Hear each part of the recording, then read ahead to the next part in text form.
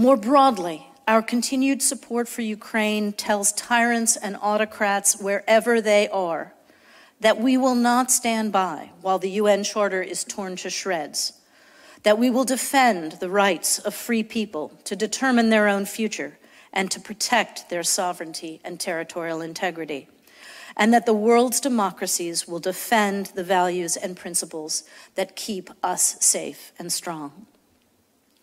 But on Ukraine's front lines, unless and until the U.S. joins Europe in passing our supplemental funding request, the situation will remain dire.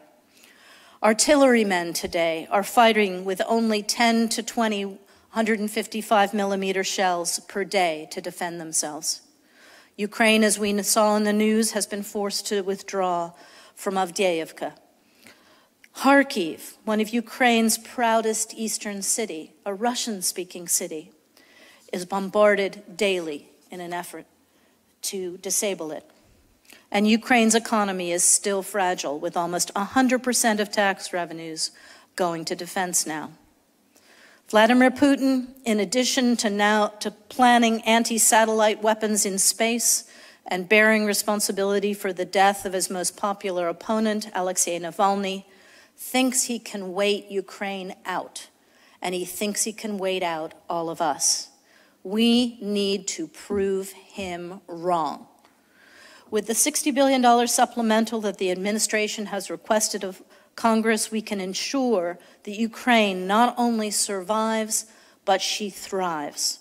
With this support, in 2024, we can help ensure Ukraine can continue to fight, to build, to recover, and to reform. With this money, Ukraine will be able to fight back in the East, but it will also be able to accelerate the asymmetric warfare that has been most effective on the battlefield. And as I said in Kyiv 3 weeks ago, this supplemental funding will ensure Putin faces some nasty surprises on the battlefield this year.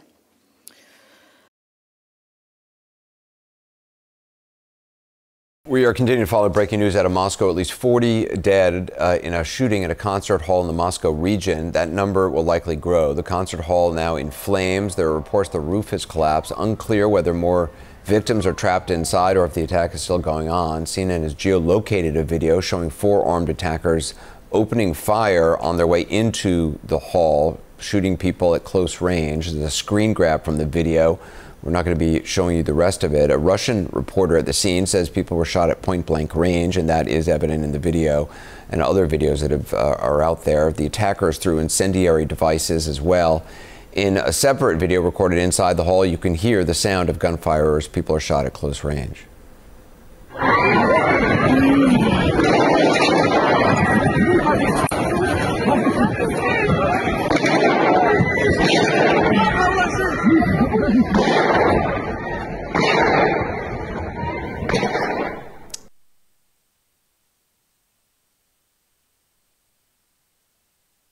A leaked phone conversation between Victoria Nuland, Assistant Secretary of State for European and Eurasian Affairs, and Jeffrey Pyatt, the U.S. Ambassador to Ukraine, has exposed the anti-democratic and colonialist character of the Obama administration's intervention in the former Soviet Republic.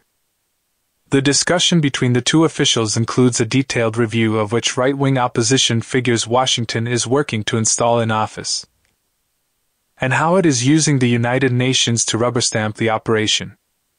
While Germany and other European powers have worked closely with the Obama administration in promoting the violent protests against President Viktor Yanukovych, the leaked phone call reveals tensions between the imperialist powers. At one point, Nuland tells Pyatt, "Fuck the EU." The discussion, posted anonymously on YouTube, underscores the thoroughly cynical character of Washington's public diplomacy. The Obama administration's rhetoric about democracy and the Ukrainian people's right to determine their own future is a charade, concocted for public consumption.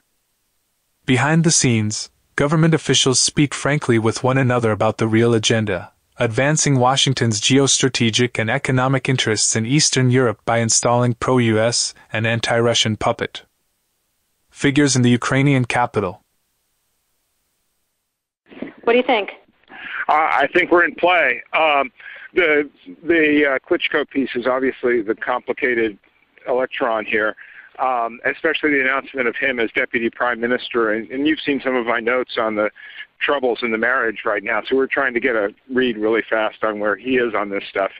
But I think your argument to him, which you'll need to make, I think that's the next phone call we want to set up, is exactly the one you made to Yachts. And I'm glad you sort of put him on the spot on where he fits in this scenario. And I'm very glad he said what he said in response.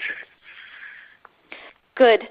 So I don't think Klitsch should go into the government. I don't think it's necessary. I don't think it's a good idea. Yeah, I mean, I guess you think, what, in terms of him not going into the government, just let him sort of stay out and do his political homework and stuff. I'm just thinking in terms of sort of the process moving ahead, we want to keep the moderate Democrats together. The problem is going to be Tony Book and his guys. And, you know, I'm sure that's part of what Yanukovych is calculating on all of this. I think Yachts is the guy who's got the economic experience, the governing experience. He's the guy, you know, what he needs is Klitsch and Tony Book on the outside. He needs to be talking to them 4 times a week, you know. I just think Klitsch going in, he's going to be at that level working for Yatsenyuk. It's just not going to work. Yeah, no, I think that's right. Okay, good. Well, do you want us to try to set up a call with him as the next step? My understanding from that call, but you tell me, was that the big three were going into their own meeting, and that Yachts was going to offer in that context a three-way, you know, the 3+1 conversation or 3+2 with you. Is that not how you understood it? No, I mean, that's what he proposed, but I think just knowing the dynamic that's been with them where Klitschko has been the top dog, he's going to take a while to show up for whatever meeting they've got, and he's probably talking to his guys at this point. So I think you reaching out directly to him helps with the personality management among the three, and it gives you also a chance to move fast on all this stuff and put us behind it before they all sit down and he explains why he doesn't like it. Okay, good. I'm happy. Why don't you reach out to him and see if he wants to talk before or after? Okay, will do. Thanks. Okay, I've now written, one more wrinkle for you, Jeff. Yeah. I can't remember if I told you this or if I only told Washington this, that when I talked to Jeff Feltman this morning, he had a new name for the UN guy, Robert Seri. Did I write you that this morning? Yeah, okay. I saw that. He's now gotten both Seri and Ban Ki-moon to agree that Seri could come in Monday or Tuesday. Okay. So that would be great, I think, to help glue this thing and have the UN help glue it. And, you know, fuck the EU. No, exactly. And I think we've got to do something to make it stick together, because you can be pretty sure that if it does start to gain altitude, the Russians will be working behind the scenes to try to torpedo it. And again, the fact that this is out there right now, I'm still trying to figure out in my mind why Yanukovych did that. But in the meantime, there's a Party of Regions faction meeting going on right now, and I'm sure there's a lively argument going on in that group at this point. But anyway, we could land jelly side up on this one if we move fast. So let me work on Klitschko, and if you can just keep, I think we want to try to get somebody with an international personality to come out here and help to midwife this thing. And then the other issue is some kind of outreach to Yanukovych, but we probably regroup on that tomorrow as we see how things start to fall into place. So on that piece, Jeff, when I wrote the note, Sullivan's come back to me, VFR, saying you need Biden, and I said probably tomorrow for an attaboy and to get the deets to stick. So okay. Biden's willing. Okay, great. All right. Thanks. Sorry, can I just follow up quickly as well on the conversation that Secretary Blinken had with Chinese Foreign Minister Wang Yi yesterday. I wonder if you could talk to whether you think China is watching how you respond to Russia's actions in Ukraine, and whether that potentially would be seen as a bellwether for a U.S. response to a crisis, potential invasion of Taiwan. You know, does that weigh on what's happening here with Russia? I think you just went down 6 levels of hypothetical there, so I'm not going to jump into that. What I will say to you is that our messages to Beijing have been very clear. We are calling on Beijing to use its influence with Moscow to urge diplomacy. Because if there is a conflict in Ukraine, it is not going to be good for China either. There will be a significant impact on the global economy. There'll be a significant impact in the energy sphere. And it will be all the harder for all of us to get back to what we should be doing, which is building back better. It's a very pertinent question to ask, how do we build back better? To build back better or whatever. We have a chance to reset the clock and build back better than before. To build back better than before. Remember the terrible damage of COVID as we try to build back from this global pandemic. Joe Biden calls it build back better. Build back better. Building back better. To do things differently. To build back better. We're going to build it back better. And build it back better. It's my plan to build back better. Start taking all the problems that have been created in education and mental health and start to build back in a positive way. I have launched a booklet called Build Back Better, Britain After Coronavirus. It's about building this country back better. Growing conspiracy following it. It is called the Great Reset. An unprecedented opportunity to rethink and reset the ways in which we live. The great opportunity for reset. The theory even calls Mr. Biden's campaign slogan, Build Back Better, a front for the conspiracy. Build back better.